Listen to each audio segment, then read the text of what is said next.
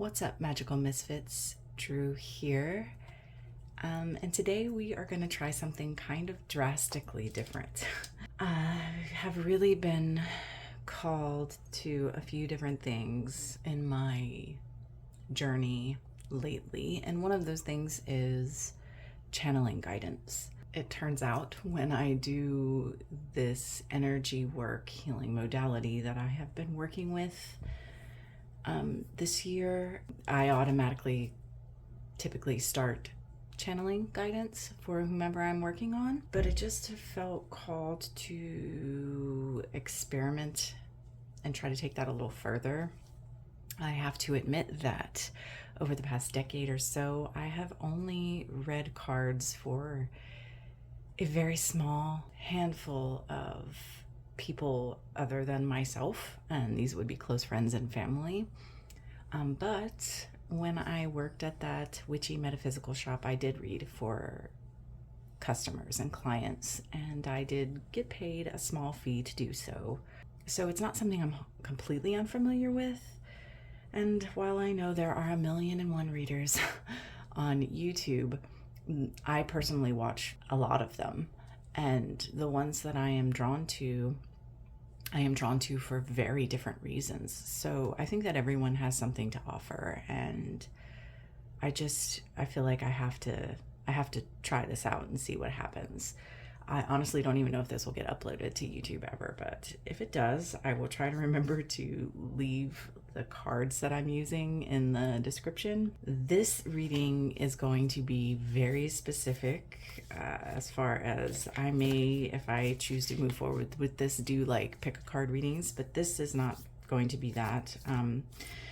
I felt guided to do a reading for anyone who feels as if they are going through a dark night of the soul. And if that is you, then this may or may not be for you. It may or may not resonate. And even if it resonates, it may resonate to varying degrees. So please take what resonates with you and leave the rest, because I am not tapping into one specific person's energy when I do this. And that's kind of how I channel guidance. I actually tap into the energy of the individual and am given specific guidance for said individual. And since this is working a little differently, I don't know what that's going to look like. So bear with me. I am going to take a moment here and sort of check in with my team and get connected to the energy that I need to be reading for.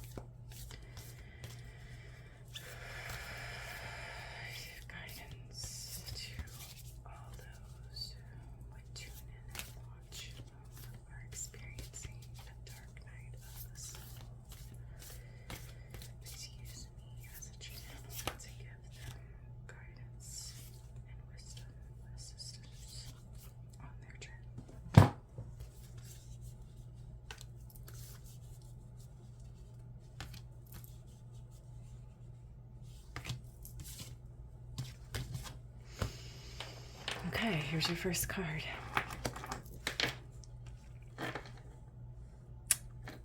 The Temple. Cards in this deck for this group. Messages in this deck for this group. I will be shuffling all the cards, and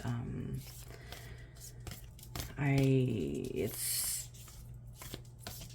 kind of a toss-up. It's kind of my process works by a combination of being shown and feeling the cards that are necessary or pertinent.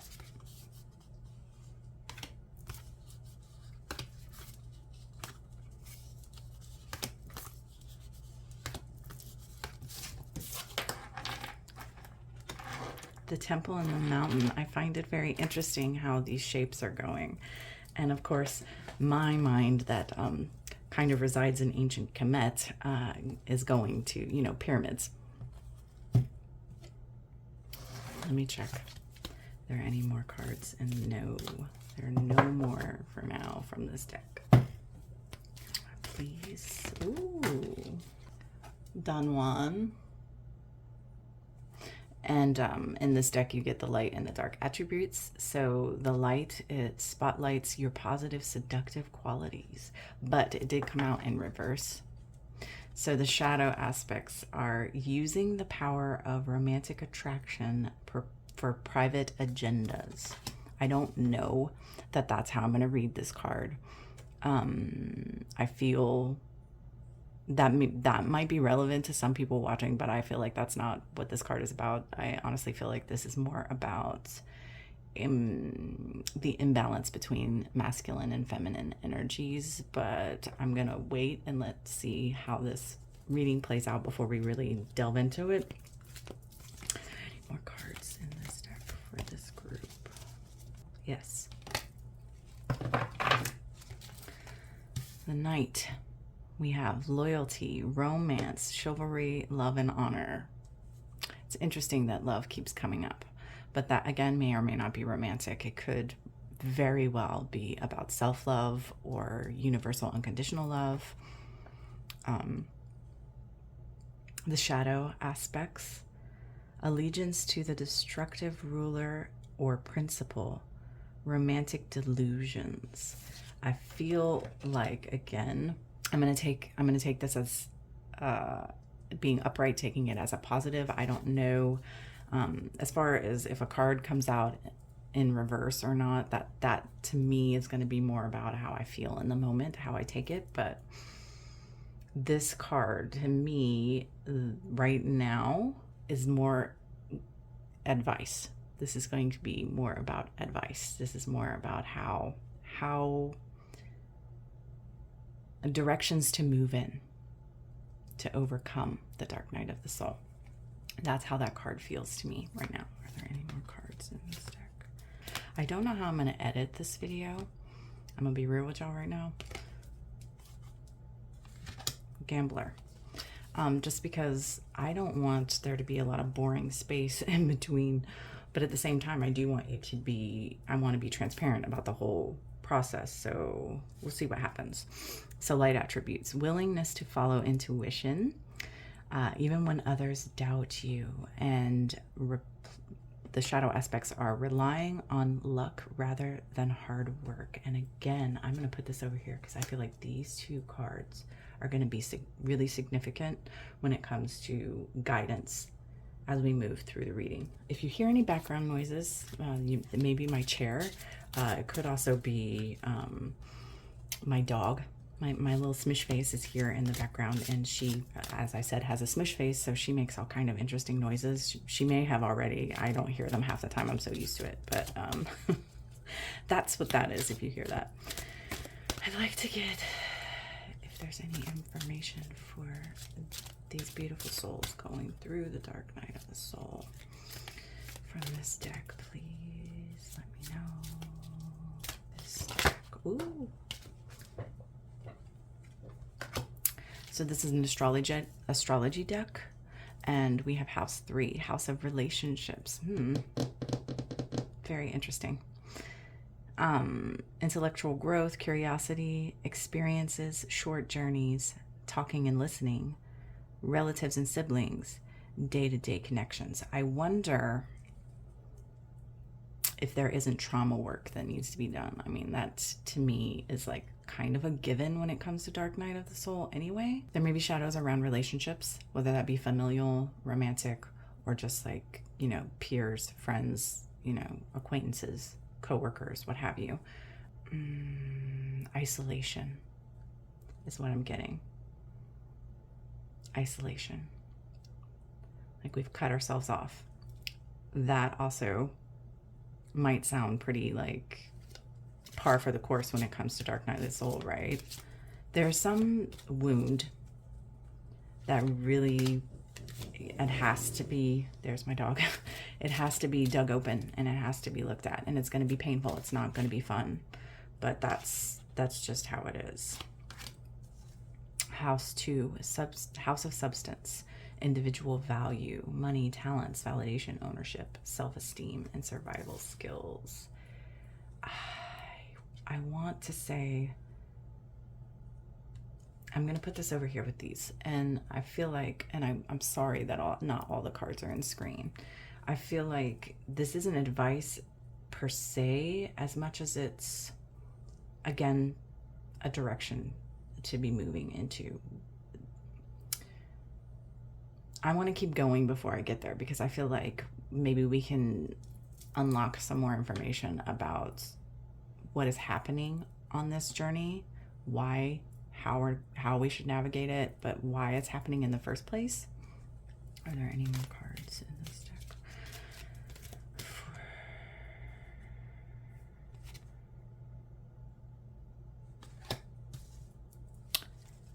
Are there any more cards?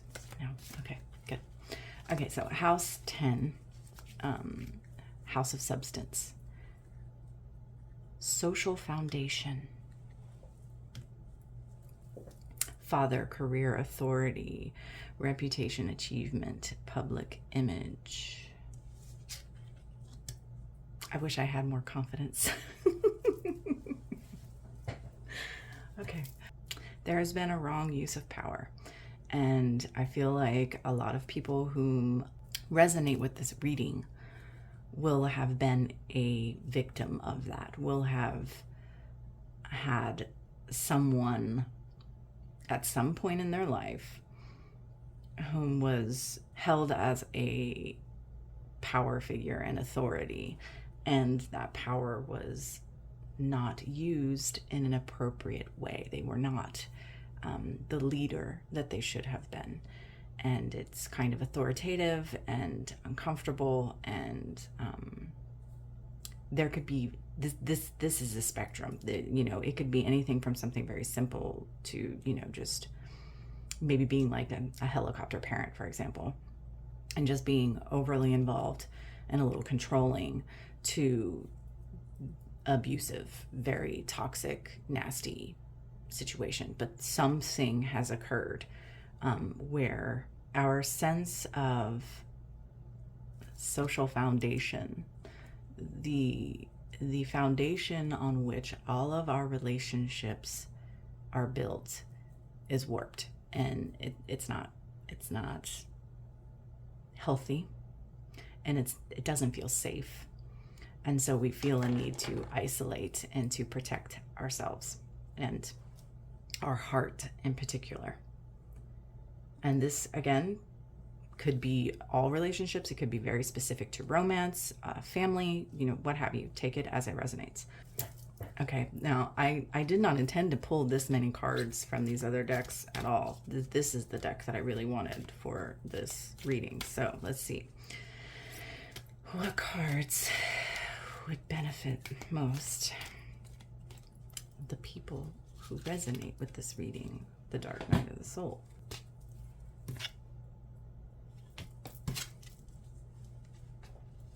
Interesting.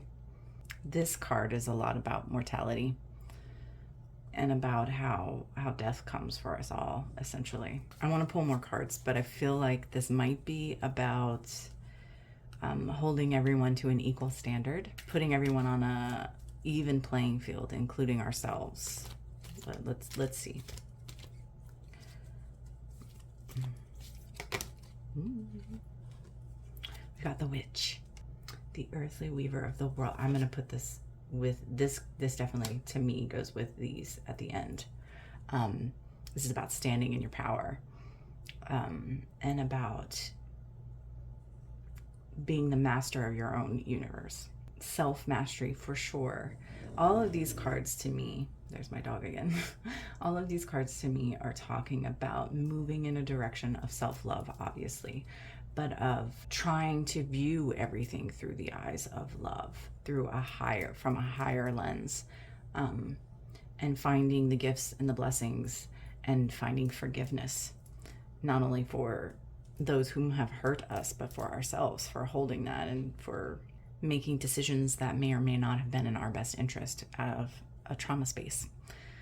or hurting others from a trauma space for that matter. Moving through any dark night of the soul is going to require a very hard look at oneself. Again, I said it wouldn't be easy. It's not going to be easy. When we go through the dark night of the soul, we are being given a beautiful opportunity to get to know ourselves for real, to see ourselves, our true selves, and to accept that and to move forward, as well as understanding our traumas and the things that have happened to us. We are put in the darkness to find our way back to the light. It sounds really corny, but it's the truth. We are diving into the depths of our own being, or at least we're being given the opportunity to do so. Are there any more cards in this deck for this? No. Okay. Let me see if there are any cards in this deck for my... Yes, there are. Okay. Some information for these beautiful people, I feel like. Okay, so we've got Spirit of Truth. Yes.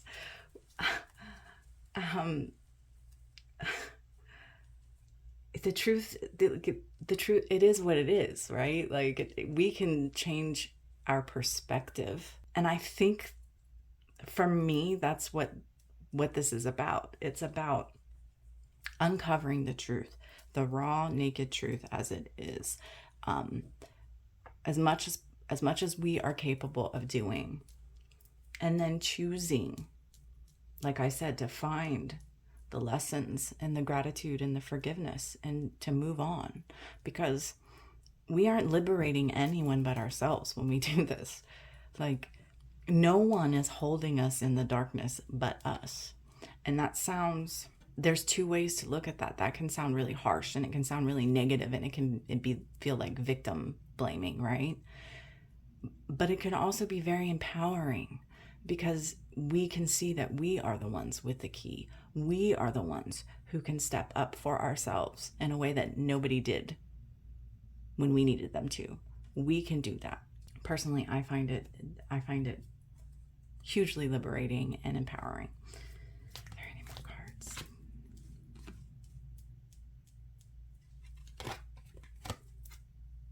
Dancer of Joy. You know, finding and doing the things that bring us joy when we're in our dark night of the soul isn't going to pull us out of it, but it can help. It can help. And ultimately, that's the direction we want to be moving in. But I want to reiterate that we're not truly going to get there until we do some healing, until we do some deep work. I really want to look at what the book says about this temple card, maybe the mountain too, but before that, is there any more cards in this deck?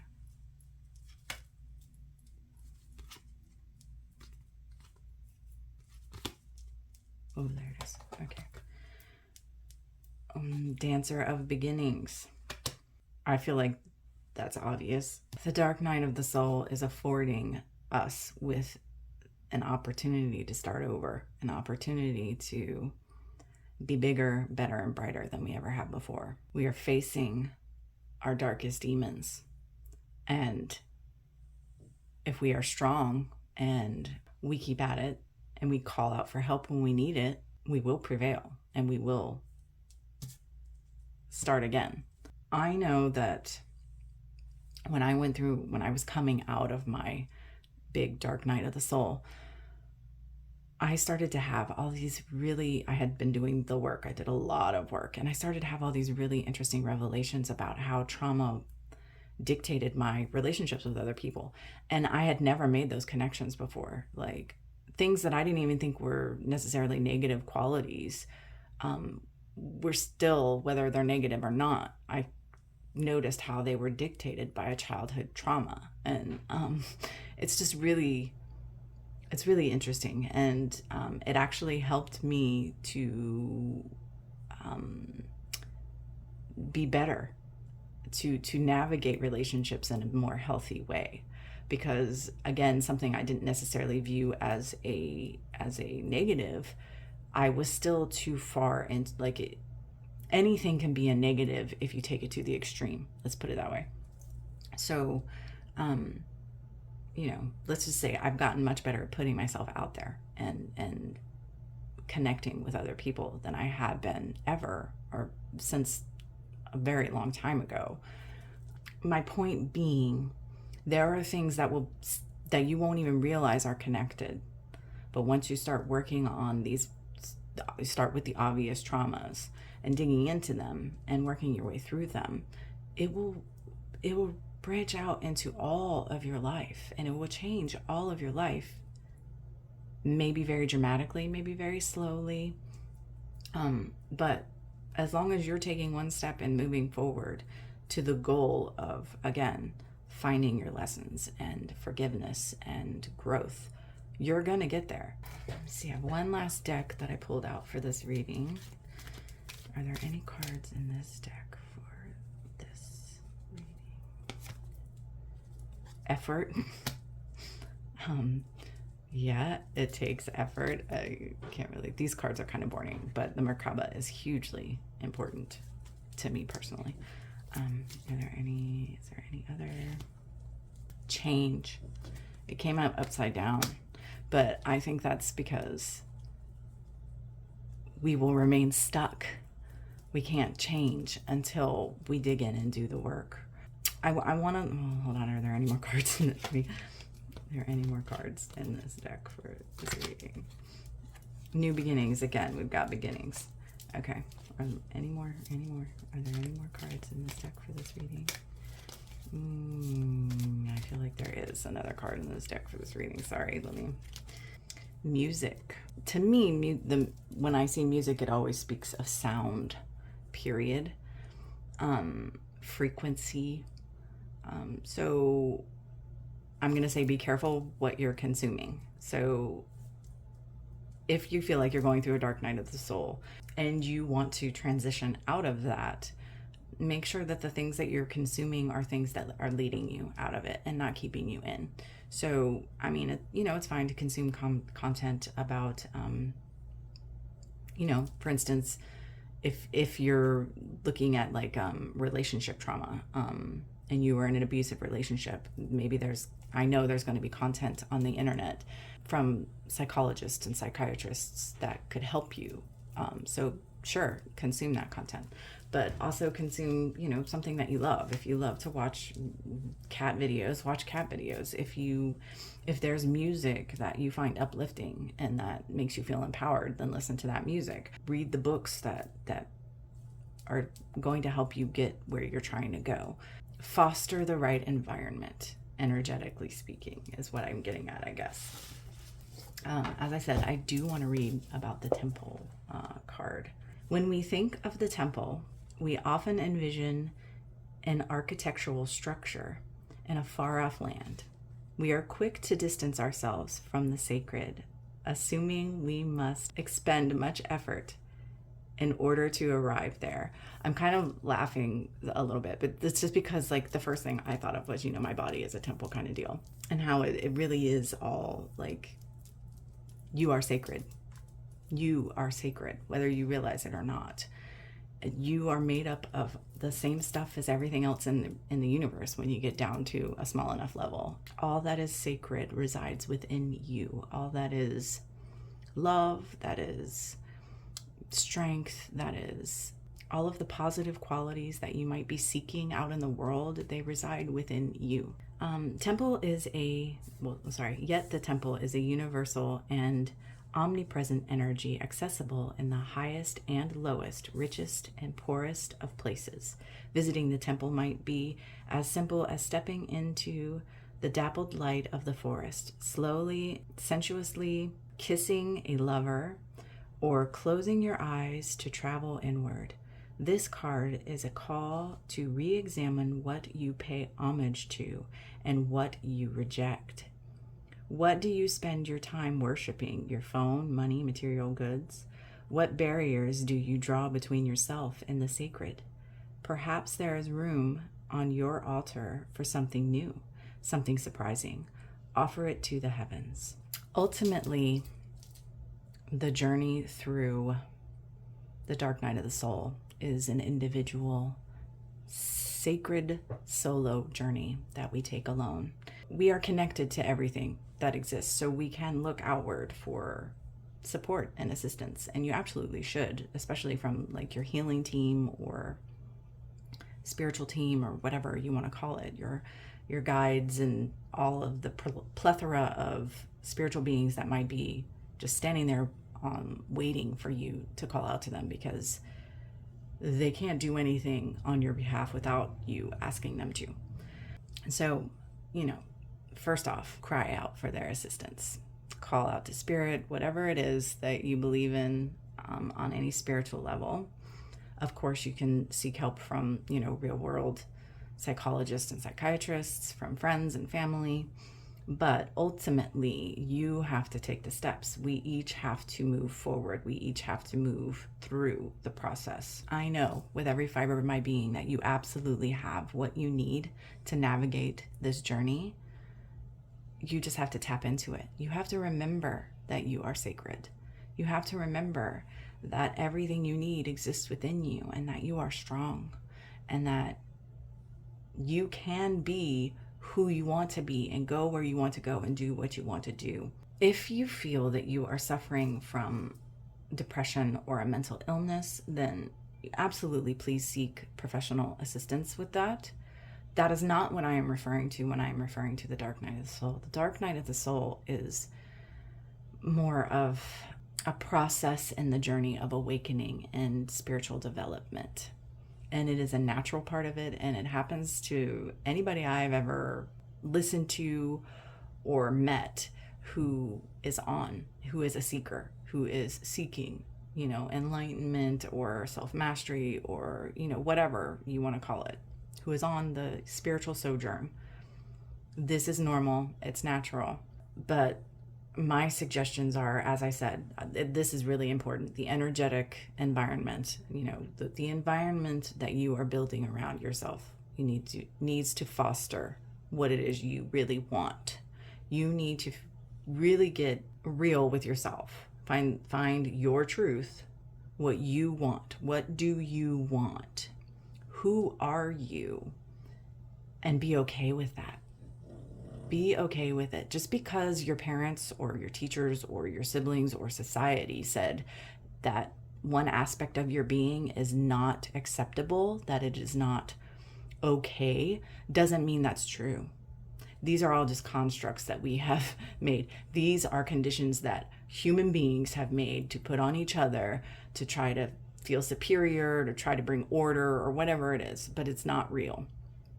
And it is only for you to say if some part of you is okay or not.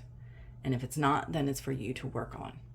But don't do so because everybody else has told you that that's how it should be. So take a hard look at yourself, figure out your truth, look at your shadows, look at your trauma, do what you need to do to heal and to integrate, to accept yourself and love yourself for who you truly are. Find your way back to love and forgiveness. And again, since this is about spiritual path, spiritual journey, develop a spiritual practice that makes sense to you, that feels good to you. If that's just walking outside for, 10 minutes a day, if that's all you can do, then that's what you do. If it's meditating, if it's chakra balancing, if it's energy work, if it's giving yourself a card reading every day to connect with higher guidance, whatever that looks like for you, it does not have to be some big elaborate grand thing.